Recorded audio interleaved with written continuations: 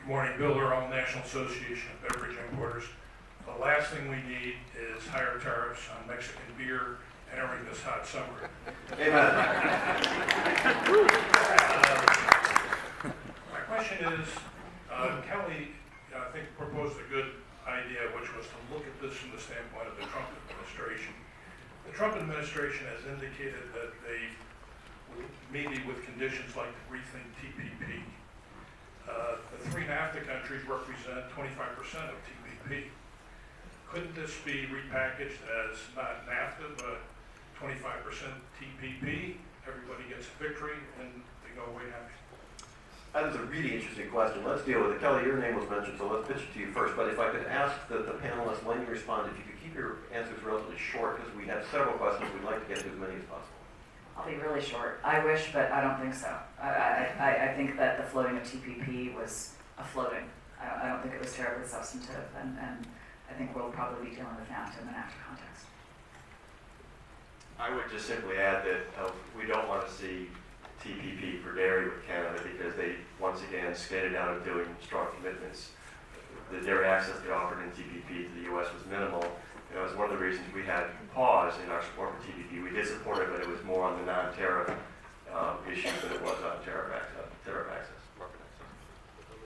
Yeah, and I would just add to that, I think your logic is impeccable. But I also agree with Kellie that I think that was probably not a realistic perspective of where this administration would like to go. It's my personal view. Question right here, please. Sorry, I should call on the people who are close together so you can get Thank you. Eric Coolish, Automotive News. I was curious what, Kellie and John, what you think about the chance of, there was some mention of Congress taking some action here and voting on approving some aspects of NAFTA. What kind of pushback or legislative action do you see from Congress in trying to curtail some of these actions, either on NAFTA or 232? Senator Corker and Senator Toomey put forth an amendment to restrict some of those moves.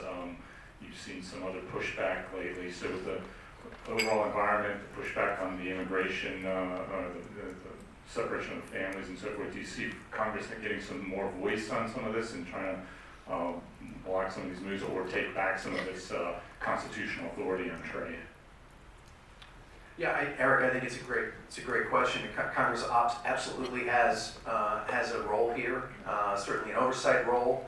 I think the point that you make is a good one, which is that the constitutional authority the president currently enjoys, that is being used in a lot of these discussions, certainly automotive 232 and steel and aluminum 232, were provided by Congress. So Congress does, I think, have a significant role in making sure that these tools are used in the way that Congress intended. I think the work being done by Senator Hatch yesterday, for example, Chairman Hatch in the hearing, those are the types of things that I think need to continue to happen.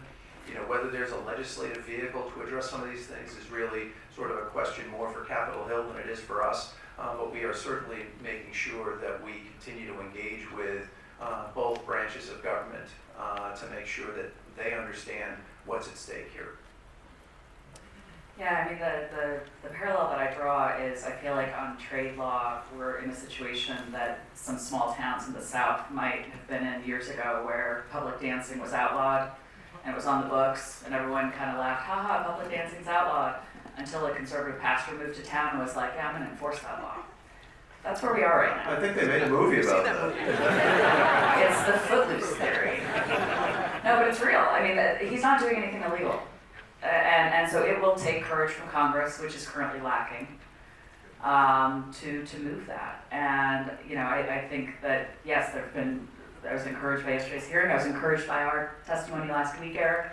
This is going to be a process, and it's incumbent upon all of us in every sector to be out there educating. And I walked through those retaliation dates as a Midwesterner. I'm really worried about it. I mean, it's going to hit the ag community hard. It already is, if you look at futures prices and purchasing patterns. So that is what we need to leverage. But bottom line, nobody wants to be the next Mark Sanford. And that's why you don't see a lot of courage in the Congress right now, and I don't think you will until after the midterms. So you heard it here first, President Trump is compared to John Lithgow. So, just testing some of your trivia out there. We'll go to Bill Lane.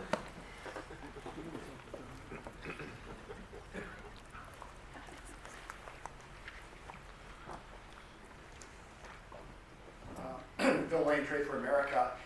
First of all, let me just say, great trade panel. But I was taking with something that Kellie said, which may give logic to this whole proceedings. She talked about the deficit, and of course, we all think that the concern is about the trade deficit. The U.S. also has a huge budget deficit right now. It's growing, and soon it's going to hit the $1 trillion level. Could this be a ruse in the sense that politically, everybody knows that Americans are not going to accept a national sales tax or a value-added tax. But there is need for revenue. So how do you get Americans to accept a consumption tax unless you call it something else and you keep Congress out of it? Could this all be part of an elaborate ruse to give Congress a way to raise revenues by being on the sidelines and getting Americans to accept a large consumption tax? I don't do tax, I do trade. You're Lead not tariffs or tax taxes. Gosh, the way that tax reform, which ended up just being tax cuts, went, I'm a fiscal conservative, and I didn't see a lot of fiscal conservativeness in the way that that's handled. Jim or John, any comments on this? Look, it's a brilliant thesis. I'll say that. I mean that seriously. But the problem I have with it is that the conversations that I've had with the key agencies and folks in the White House, I can't get to that place because what I'm hearing is different. What I'm hearing is we need fewer imports. And so, to me, I've got to take the administration at its word. And so, could that be the case? Yeah, maybe. But I'm hearing what the administration's saying, and they have concerns about the level of imports. And by the way, we have a lot of automotive imports, but guess what? Half of automotive imports into the U.S. come from Mexico, Canada. So we come right back around to NAFTA again. So, very interesting thesis. Certainly that could be the result. So, but I would, leave it to the administration to argue what the reason is.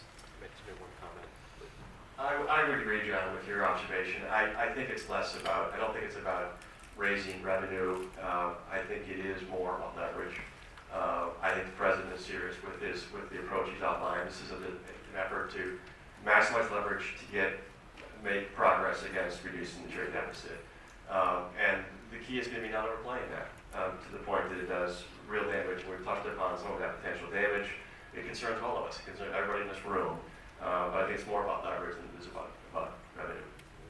Jim, thanks for that perspective. Very well said. We have time for just a couple more. I saw 1 and 2. So, this gentleman here, and then the lady there, please. Hi. So as everyone else has said, first, thanks and foremost for having a great panel. My name is Jeff Horowitz. I'm with the USITC. You referenced maybe a forthcoming report. And specifically, I'm one of the 2 automotive analysts, so obviously that's what my question is mostly based on. I think I want to hear a little bit more about firm involvement and sector involvement in these renegotiations. I hear a lot of things, from friends and families outside of DC who sort of take this skeptical look at the maybe dismal coverage of it and just say, well, there must be things going on behind closed doors that we just don't know about, and people smarter than we are the ones handling it, so it's all fine. But then I hear from people like John that there isn't a single company asking for more protectionism, and there isn't a group of employees looking for more protectionism. So I think my question is simply, do you guys feel like you're being heard enough? And does industry feel like it's being heard enough? We should have ended the panel one question sooner. No, it's a really good and important question. So I think the answer is yes and no, and I know it's probably not going to be a satisfying answer to you. But I think in many ways, there are significant levels of engagement. Certainly with the U.S. Trade Representative's office and with the Department of Commerce, and we are having conversations. Are they as robust and to the extent and across the industry as it's represented today on the automotive side? I'd argue probably not. And so there probably does need to be more perspective that from the sector at large, so the conversation represents what the industry looks like today, as I said earlier, and what the market looks like today. But I certainly don't want to leave with the impression that, hey, look, that no one's talking. I mean, there are talks, but I think that there are some fundamental disagreements, frankly, between where we seem to be now, with regard especially to the NAFTA proposal, and certainly with Automotive 232, and where the industry is. And let's take the last question because we're running a little bit on time, so please. And then there will be time for a quick wrap-up. Also a question to John Merrily, International Trade Today. Do you think that the idea of giving some rules of origin credit by wage levels is something that could be workable? It seemed like Mexico and Canada were maybe moving on that some. And where do parts from Germany come in this question? Because obviously the integration also is between Germany and German auto plants in the U.S. and in Mexico.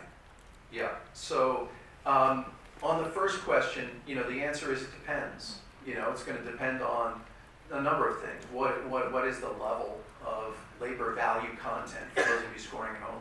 And it also depends on how that proposal integrates into other elements. Right now, what we understand the U.S. proposal to be is very, very complex. That plus all different regional value contents for different classes of component, any one of which could knock a vehicle out of the box and require it to pay duties. So a lot of it, you can't, it's hard to look at one element of this proposal individually. You really do need to see what the whole looks like. With regard to, integration, of parts and vehicles with Germany, look, I mean, we have global companies operating here in the United States, and all of these global companies, no matter who they are, have global supply chains. And I think that's one of the things that these discussions, whether it's to NAFTA or whether it's Automotive 232 or China, need to recognize. Let's take the opportunity then, the couple minutes that we have remaining for any final thoughts based on the comments that your fellow panelists may have made, or an additional final thought that you've been meaning to get into the conversation, you haven't had the opportunity to do so. This is your chance. John, we'll start with you, and we'll just go down the panel to end up with you. I guess I would say that I'm kind of struck and also gratified at the same time by the fact that none of us really know where NAFTA's going. Gratified in the sense that I thought I was the only one. How does this thing close? And I don't really. But it seems like we all share that sort of sense of uncertainty, and that should be concerning to all of us. We do need to figure out how to get to yes. It's critically important not only to the auto industry, but as you've heard, to the U.S. economy, that we maintain a strong regional platform. So I'll leave it at that.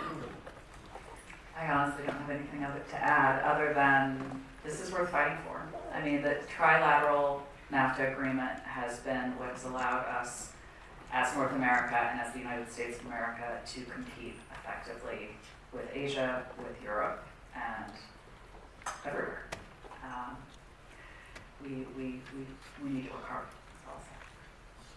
I think it's well said by both of you, and I agree with both your comments, and simply reiterate that modernization of NAFTA is key for agriculture, is certainly key for our industry, and we are both hopeful and optimistic that we will get an agreement on NAFTA, and that the concerns we have within the dairy industry with respect to Canada will be addressed in that context. The time frame for that, I think all of us are puzzled and uncertain, but I do think we get to the finish line, and it's our hope and expectation that dairy will be addressed effectively in that final agreement.